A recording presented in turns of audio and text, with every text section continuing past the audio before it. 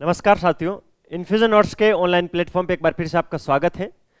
Daily current affair के session में आज अपन 30 जनवरी 2025 का जो भी मोस्ट इंपोर्टेंट करंट अफेयर है उसको डिटेल एनालिसिस और स्टैटिक्स जीके के साथ कवर करने वाले हैं। आप किसी भी गवर्नमेंट एग्जाम की तैयारी कर रहे हो, प्रत्येक एग्जाम की दृष्टि से ये क्लास बहुत इंपॉर्टेंट है। आपको इस क्लास की पीडीएफ जरूर लेनी है, क्योंकि उस पीडीएफ के अंदर प्रत्येक क्वेश्चन के नीचे डिटेल एनालिसिस सिस्टमेटिक तरीके से लिखा हुआ मिल जाएगा। पीडीएफ बिल्कुल फ्री ऑफ कॉस्ट है, कैसे मिलेगी वो अपन इस क्लास के अंत में उस पर भी चर्चा कर लेंगे। चलिए पहले आज की क्लास को शुरू करते हैं। पहला क्वेश्चन क्या है, कोल इंडिया लिमिटेड को ग्रेट प्लेस टू वर्क द्वारा 2025 में भारत के किस क्षेत्र के शीर्ष 50 सर्वश्रेष्ठ कार्यस्थलों में सूचीबद्ध किया गया है। ये क्वेश्चन इंपॉर्टेंट है भाई, एग्जाम में पूछा जा सकता है, इस चीज का आपको ध्यान रखना है। एक बार इस क्वेश्चन को वापस पढ़ लीजिए। जो कोल इंडिया लिमिटेड है, जिसको शॉर्ट में CIL बोला जाता है, सी का मतलब कोल, आई का मतलब इंडिया, एल का मतलब लिमिटेड, तो कोल इंडिया लिमिटेड को ग्रेट प्लेस टू वर्क द्वारा 2025 में भारत के विनिर्माण क्षेत्र की टॉप 15 सर्वश्रेष्ठ कार्यस्थलों में सूचीबद्ध किया गया है। कहना क्या चाहता है, कहना ये क्या चाहता है कि जो कोल इंडिया लिमिटेड कंपनी है उसके अंदर जो भी एम्प्लॉय काम करते हैं उनका उस कंपनी के प्रति विश्वास है, वो अपने आप को गौरवान्वित महसूस करते हैं कि वो उस कंपनी के एम्प्लॉय हैं, और उस कंपनी के अंदर सौहार्दपूर्वक वातावरण है, बहुत ही अच्छा वातावरण है एम्प्लॉयमेंट की दृष्टि से। इसके चलते जो ग्रेट प्लेस टू वर्क 2025 की अपनी टॉप 15 की सूची आई थी, ऑल वर्ल्ड की ये सूची आती है, जिसके अंदर इंडिया की कोल इंडिया लिमिटेड को शामिल किया गया है, जो कि विनिर्माण की एक कंपनी है। आपको ध्यान रखना है, विश्व की सबसे बड़ी कोयला उत्पादक कंपनी है कोल इंडिया लिमिटेड, और वो पहली कंपनी है जो ग्रेट प्लेस टू वर्क प्रमाणन से प्रमाणित हुई है। तो ये सारी चीजें इंपॉर्टेंट है, ध्यान रखना है। इस क्वेश्चन के अंदर ही मैंने सारा डाटा डाल दी है। Coal India Limited great place to work 2025 Bharat के विनिर्माण क्षेत्र की कंपनी है, जिसको टॉप 15 सर्वश्रेष्ठ कार्यस्थलों की जो सूची है उसके अंदर सूचीबद्ध किया गया है, डाला गया है। ये चीज आपको ध्यान रखनी है। अगले क्वेश्चन पे चलते हैं। अच्छा, ये क्वेश्चन स्पोर्ट के सेक्शन में इंपॉर्टेंट है भाई। आपको पता है अलग अलग सेक्शन होते हैं करंट अफेयर में, अलग अलग सेक्शनों में से अच्छे खासे क्वेश्चन पूछे जाते हैं। 2024 में ICC पुरुष क्रिकेट ऑफ द ईयर के लिए सर गॉरफील्ड सोबर्स ट्रॉफी से किस भारतीय क्रिकेटर को सम्मानित किया गया है। कौन सी trophy? Sir Garfield Sobers trophy. ये भारत के तेज गेंदबाज जसप्रीत बुमराह को मिली है, अपने जस्सी भाई को मिली है। 2024 के अंदर जस्सी भाई का प्रदर्शन बहुत ही शानदार रहा था। कल ही मैंने आपको पढ़ाया था जब इनको ICC पुरुष क्रिकेटर ऑफ ईयर 2024 के लिए चुना गया था। वहीं वनडे में महिला के लिए स्मृति मानधना को चुना गया था, ये भी मैंने आपको बताया था। और इनको सर गॉरफील्ड सोबर्स ट्रॉफी से सम्मानित किया गया है, और इनका नाम है जसप्रीत बुमराह। अब एक नया रिकॉर्ड क्या बना है, ये पुरस्कार जीतने वाले पहले भारतीय तेज गेंदबाज बने हैं। क्या बने हैं? पहले भारतीय तेज गेंदबाज बने। इसका मतलब क्या हुआ सर? इससे पहले किसी भी भारतीय को ये ट्रॉफी नहीं मिली है। सर गॉरफील्ड सोबर्स ट्रॉफी से किसी भी भारतीय क्रिकेटर को नहीं नवाजा गया है। मैं जो लाइन बोल रहा हूं उस पर एक ध्यान दीजिए। मैं बोल रहा हूं भारत के पहले, यानी भारतीय पहले तेज गेंदबाज हैं। ये भारत के तेज गेंदबाज एकमात्र है जिनको ये ट्रॉफी दी गई है, सर गॉरफील्ड सोबर्स ट्रॉफी। इससे पहले राहुल द्रविड़ को दिया जा चुका है 2004 के अंदर, जो अपने मास्टर ब्लास्टर सचिन तेंदुलकर है उनको 10 में दिया गया था। अभी जिन्होंने BGT के अंदर बॉर्डर गावस्कर ट्रॉफी के अंदर संन्यास लिया था, किसने? रविचंद्र अश्विन ने, उनको 2016 के अंदर मिल चुकी है। विराट कोहली को ये 2 बार मिल चुकी है भाई, ये ध्यान रखना है। 2 बार मिल चुकी है विराट कोहली को। कब कब? एक तो 2017 के अंदर मिल चुकी है, एक 2018 के अंदर मिल चुकी है।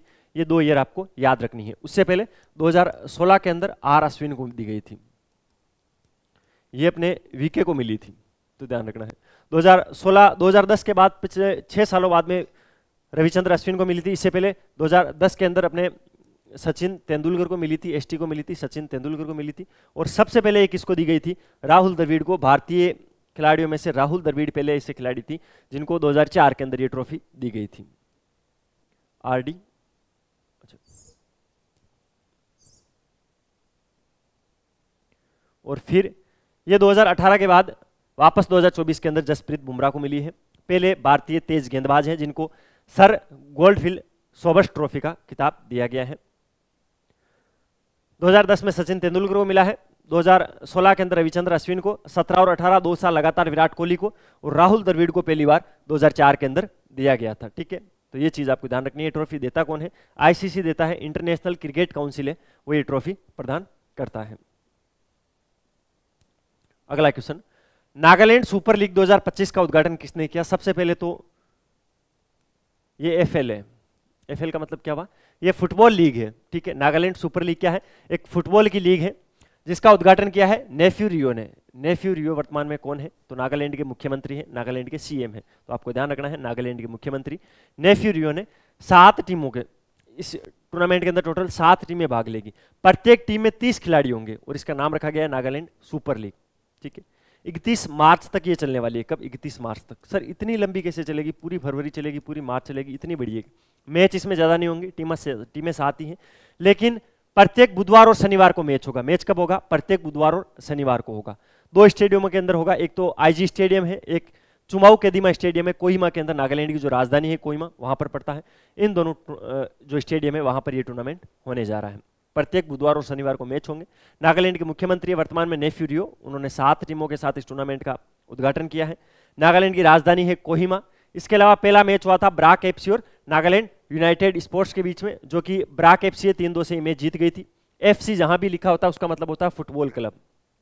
मैं बोल रहा हूं ब्राक एफसी यानी ब्राक फुटबॉल क्लब, पहला मैच जीता है उसने। तो ये किसकी टूर्नामेंट है? फुटबॉल की है। नागालैंड सुपर लीग इसका नाम है और इसका उद्घाटन किया है नेफ्यू रियो ने। ये चीज आपको ध्यान रखनी है। अब चलते हैं अगले क्वेश्चन पर।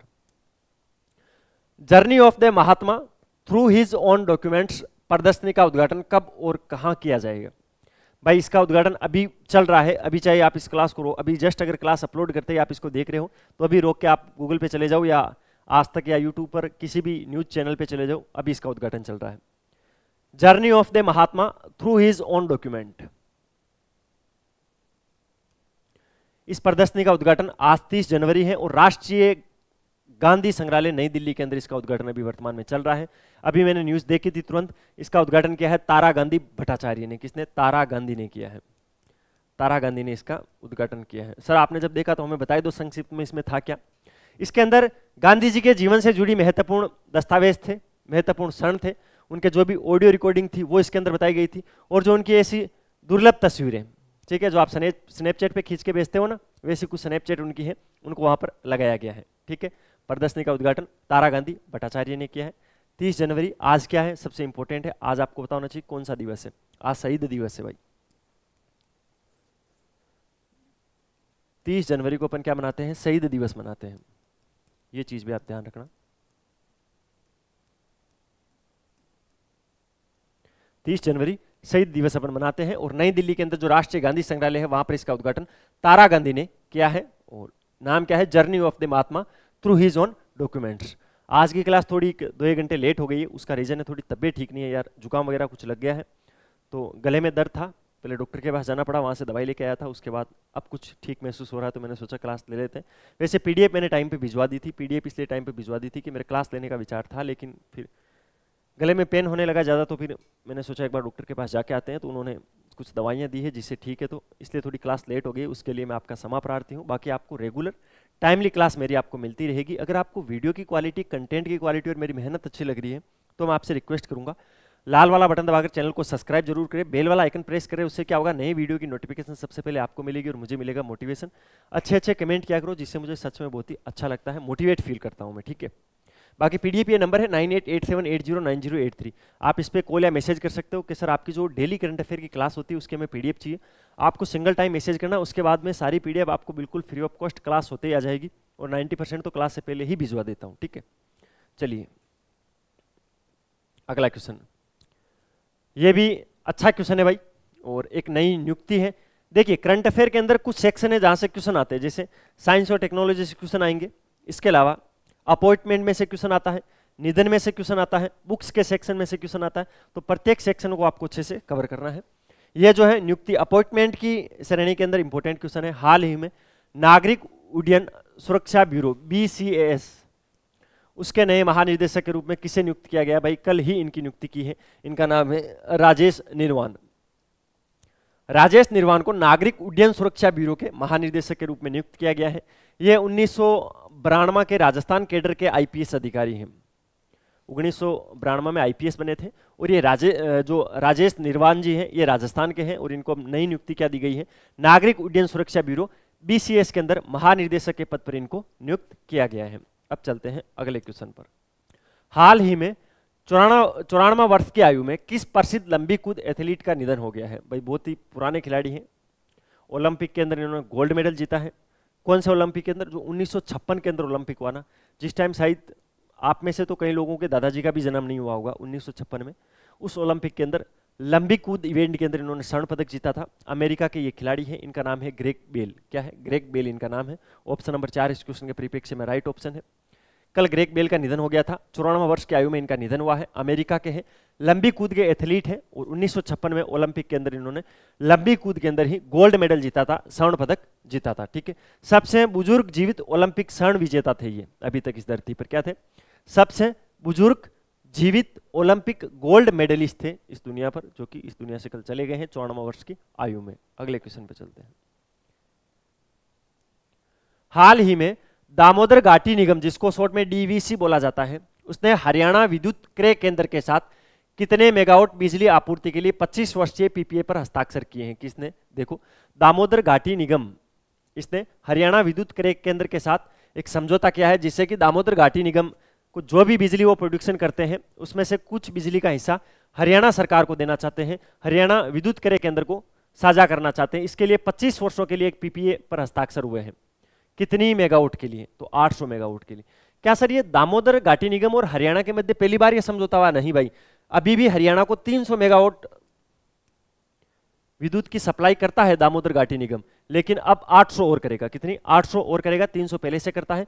ये समझौता हरियाणा के साथ किया है, डीवीसी ने किया ये समझौता। ठीक है, ये जो डीवीसी है दामोदर घाटी निगम है, उसकी 3 जगहों पर जो बिजली का प्रोडक्शन होता है, इसके अंदर एक तो रघुनाथपुर के अंदर जो होता है, कोडरमा के अंदर, एक दुर्गापुर थर्मल पावर के अंदर, इन तीनों से 800 मेगावाट है वो हरियाणा सरकार को जाएगी, 25 साल तक जाएगी। 2028-29 से ये समझौता है वो एक्टिव होगा, अभी एक्टिव नहीं है, ये चीज भी आपको ध्यान रखनी है। और 300 मेगावाट पहले से दामोदर घाटी निगम है वो हरियाणा को दे रहा है। अगले क्वेश्चन पे चलते हैं। देखिए, मैं आपके यहाँ पर बिल्कुल भी टाइम पास कराने के उद्देश्य से नहीं आया हूँ। मेरा उद्देश्य ये नहीं है कि आपका यहाँ पर मैं टाइम खराब करूँ। मेरा उद्देश्य जो कंटेंट, जो क्वेश्चन बनते हैं, जो एग्जाम में आएंगे, वो तुरंत आपको बता दिए जाए।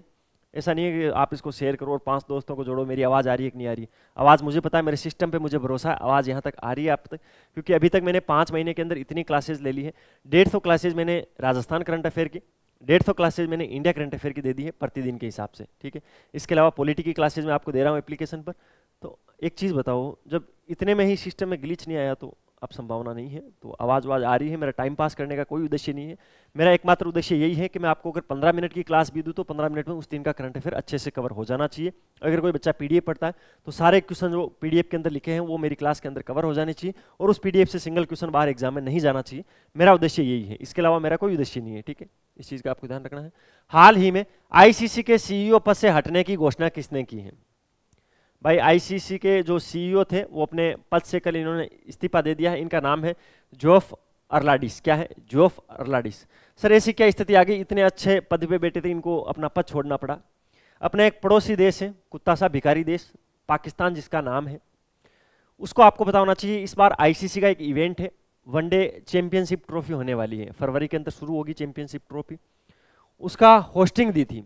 होस्टिंग यानी इन्होंने बोला था, जोफ अर्लाडिस ने बोला था पाकिस्तान को कि काम कीजिए, इस बार चैंपियन ट्रॉफी हम पाकिस्तान में करवाते हैं, आप अपना दम दिखाइए, आप कितने अच्छी तरीके से इसको कंडक्ट करवा पाते हो।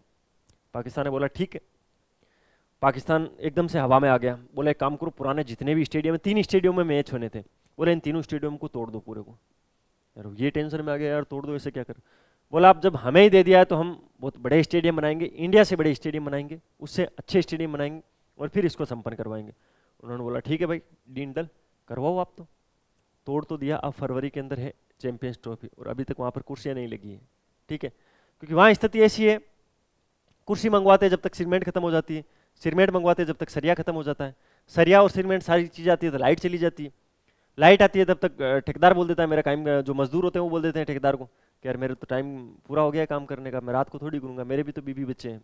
ठीक है, ऐसी स्थिति हो गई है कि ये स्टेडियम पूरे नहीं हो रहे हैं। इसीलिए इन्होंने बोला कि भाई मैं तो मेरे पद से इस्तीफा दे रहा हूँ, अब आप देखो चैंपियंस ट्रॉफी देखो। इन्होंने जब पद से इस्तीफा दिया था तब जय शाह की बहुत तारीफ की थी।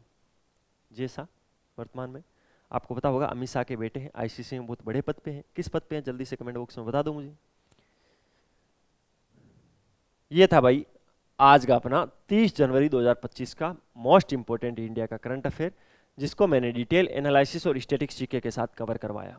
ठीक है, वो सारी चीज़ें कर देना आप, लाइक शेयर सब्सक्राइब जो आपकी इच्छा हो। पीडीएफ ले लेना, ठीक है, वो करो कि नहीं करो, ये पीडीएफ इस नंबर पे मैसेज करके ले लेना। मिलते हैं कल फिर नए सेशन के साथ, तब तक अपनी तैयारी जारी रखो, अपने स्वास्थ्य का ध्यान रखो। टेक केयर, जय हिंद।